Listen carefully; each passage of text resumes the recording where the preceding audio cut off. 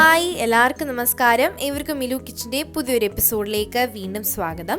നമ്മൾ ഇന്നിവിടെ ചെയ്യാൻ പോകുന്നത് ഒരു മട്ടൻ മസാലയാണ്. നമുക്ക് വളരെ എളുപ്പത്തിൽ തന്നെ ചെയ്തെടുക്കാൻ പറ്റുന്ന ഒരു റെസിപ്പിയാണിത്.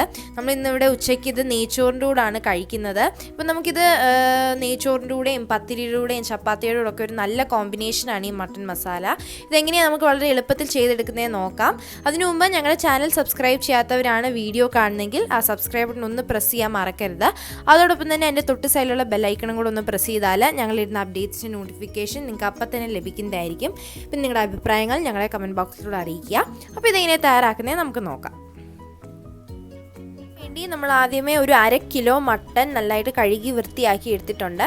പിന്നെ നമുക്ക് വേണ്ടത് ഒരു 2 തണ്ട് കരിവേപ്പില, ഒരു 5 പച്ചമുളക്, പിന്നെ ഒരു വലിയ തക്കാളി, പിന്നെ നമ്മൾ ഒരു 6 ചെറിയ സവാള എടുത്തിട്ടുണ്ട്. പിന്നെ നമുക്ക് വേണ്ടത് ഒരു വലിയ കഷ്ണം ഇഞ്ചിയും പിന്നെ ഒരു 5 അല്ലി വെളുത്തുള്ളി.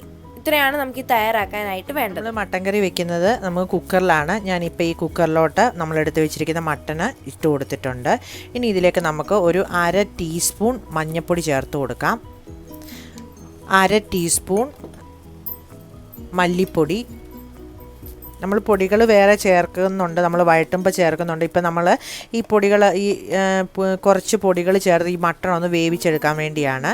ഒരു 1/2 ടീസ്പൂൺ മല്ലിപ്പൊടി, 1/2 ടീസ്പൂൺ ഗരം മസാല,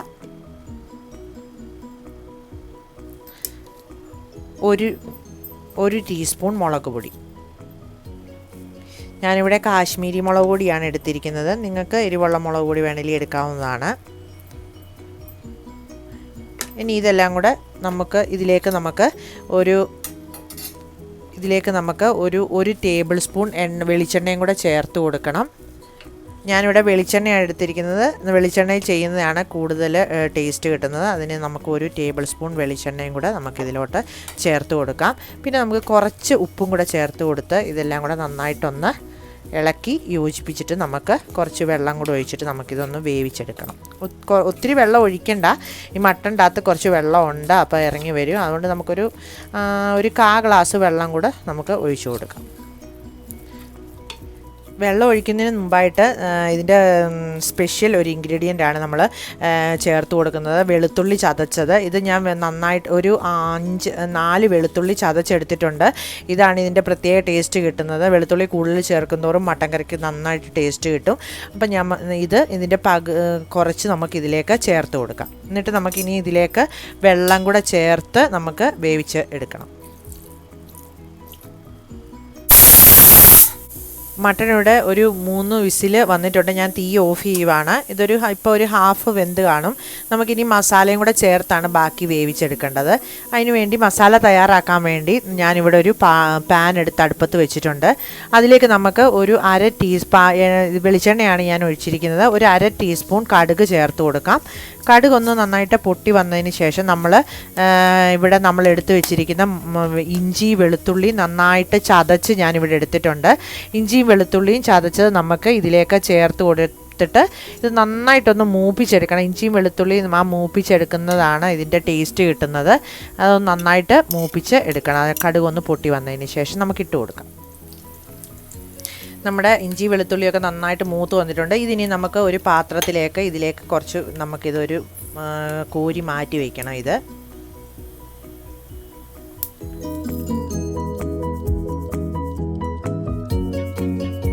ഇനി ഇതിലേക്ക് നമ്മൾ അരിഞ്ഞു വെച്ചിരിക്കുന്ന സവാള ഇട്ട് കൊടുക്കണം.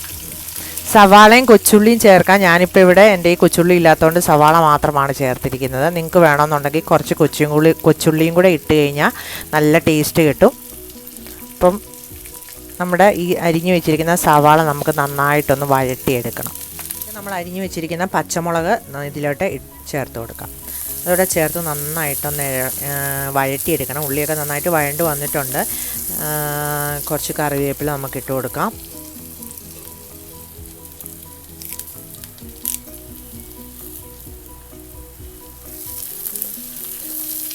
നമ്മുടെ സവാളയൊക്കെ നന്നായിട്ട് വഴണ്ട് വന്നിട്ടുണ്ട്. ഇനി നമുക്ക് ഇതിലേക്ക് ചേർക്കേണ്ട പൊടികൾ ഓരോന്നായിട്ട് ചേർത്ത് കൊടുക്കാം.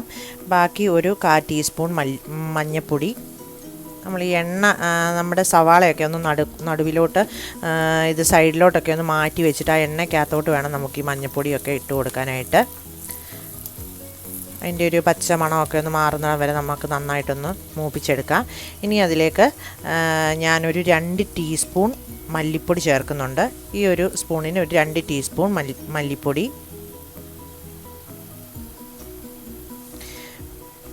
ഒരു 2 ടീസ്പൂൺ മുളക് പൊടി. ഇത് ഞാൻ 1 ടീസ്പൂൺ എരിവുള്ള മുളക് പൊടിയും 1 ടീസ്പൂൺ കാശ്മീരി മുളക് പൊടിയുമാണ് ഞാനിവിടെ ചേർത്ത് കൊടുക്കുന്നത്. ഇതെല്ലാം കൂടെ നന്നായിട്ടൊന്ന് മൂപ്പിച്ചെടുക്കണം. ഈ പൊടിയൊക്കെ നന്നായിട്ട് മൂത്ത് കിട്ടണം. മട്ടൻ കറിയൊക്കെ ആണെങ്കിൽ വല്ലപ്പോഴുമാണ് ഞാനിവിടെ വെക്കാറുള്ളത്. എന്ന് വെച്ചാൽ മട്ടണ് നല്ല നെയ്യൊക്കെ ഉള്ളതുകൊണ്ട് എപ്പോഴും നമ്മൾ കഴിച്ച് കഴിഞ്ഞാൽ കൊളസ്ട്രോളൊക്കെ ഉണ്ടാകത്തില്ലേ. അതുകൊണ്ട് ഞങ്ങൾ വല്ലപ്പോഴേ മട്ടൺ വെക്കാറുള്ളൂ. അപ്പോൾ മട്ടൺ വെക്കുന്ന സമയത്ത് ഞാൻ നന്നായിട്ട് അങ്ങ് എണ്ണയൊക്കെ ഒഴിച്ച് നന്നായിട്ട് വെക്കാറുണ്ട്. ഇനി ഇതിലേക്ക് നമുക്ക് ഗരം മസാല ചേർത്ത് കൊടുക്കാം. ഞാൻ വറുത്ത് പൊടിച്ച് വെച്ചിരിക്കുന്ന ഗരം മസാലയാണ്. അത് നമുക്കിവിടെ ഒരു 1/4 ടീസ്പൂൺ ഗരം മസാല ചേർത്ത് കൊടുക്കാം.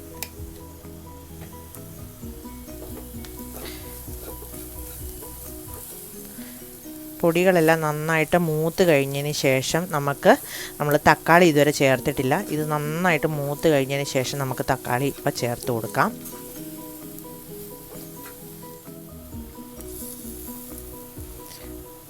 നല്ല പഴുത്ത തക്കാളി വേണം ചേർക്കാനായിട്ട്.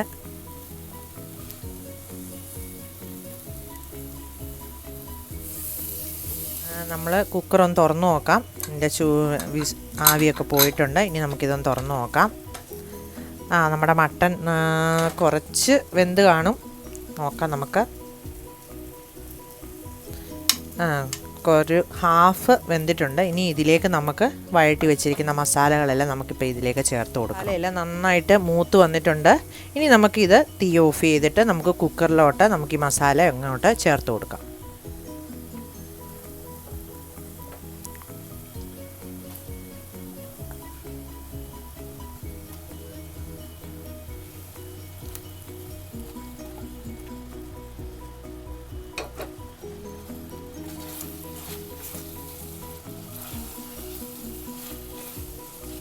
എല്ലാം കൂടെ ചേർത്ത് നന്നായിട്ടൊന്ന് യോജിപ്പിച്ചെടുക്കണം. ഇനി നമുക്ക് ഇതിലേക്ക് ആവശ്യത്തിന് ഉപ്പ് ചേർത്ത് കൊടുക്കാം. നമ്മൾ കുറച്ച് ഉപ്പ് വഴട്ടുന്നതിൻ്റെ അകത്തും ഇതിൻ്റെ അകത്തും എല്ലാം ചേർത്തിട്ടുണ്ട്. അതനുസരിച്ച് നിങ്ങൾ ഉപ്പ് നോക്കിയിട്ട് ഇതിലേക്ക് നമുക്ക് കുറച്ച് ഉപ്പ് ചേർത്ത് കൊടുക്കാം. പിന്നെ നമുക്ക് ഗ്രേവിക്ക് ആവശ്യത്തിനനുസരിച്ച് നിങ്ങൾക്ക് വെള്ളം ഒഴിക്കാവുന്നതാണ്. ഗ്രേവി കൂടുതൽ വേണ്ടവർക്ക് കൂടുതൽ വെള്ളം ഒഴിക്കാം, കുറച്ച് വേണ്ടവർക്ക് കുറച്ച് വെള്ളം ഒഴിച്ച് പുരട്ടിയെടുക്കാവുന്നതാണ്. ഇതിലേക്ക് ഞങ്ങൾക്കിപ്പം കുറച്ച് ഗ്രേവി വേണം. അതുകൊണ്ട് ഞാനിവിടെ കുറച്ച് ഒരു 1/2 ഗ്ലാസ് വെള്ളം, ഇപ്പം ചൂടുവെള്ളമാണ്, 1/2 ഗ്ലാസ് ചൂടുവെള്ളം ഞാനിപ്പോൾ ഇതിലേക്ക് ചേർത്ത് കൊടുക്കും.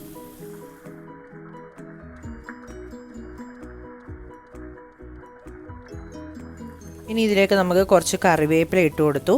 ഇനി ഇതിലേക്ക് നമുക്കൊരു 1/2 ടീസ്പൂൺ കുരുമുളക് ചതച്ചത് ഇട്ട് കൊടുക്കാം. പിന്നെ നമ്മളിവിടെ വറുത്ത് വെച്ചിരിക്കുന്ന നമ്മുടെ മെയിൻ ഇൻഗ്രീഡിയൻ്റ് ഉണ്ട്, ഇഞ്ചിയും വെളുത്തുള്ളിയും കൂടെ വറുത്തെടുത്തത് നമുക്ക് ഈ സമയത്ത് ഇതിലേക്ക് ചേർത്ത് കൊടുക്കണം.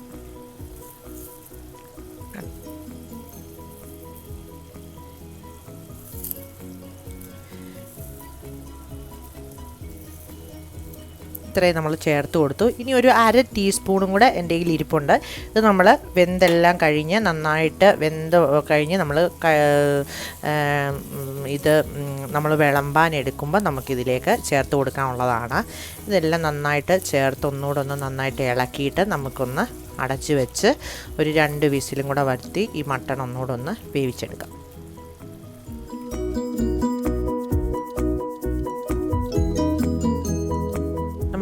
നമ്മുടെ കുക്കറിൻ്റെ എയറൊക്കെ പോയിട്ടുണ്ട്. ഒരു 3 വിസിലാണ് ഞാൻ അടിച്ചെടുത്തിരുന്നത്. ഇതിപ്പോൾ നമുക്ക് കുക്കറൊന്ന് തുറന്നു നോക്കാം. നമ്മുടെ മട്ടണെല്ലാം നന്നായിട്ട് വെന്ത് നല്ല ചാറൊക്കെ നന്നായിട്ട് കുറുകി വന്നിട്ടുണ്ട്.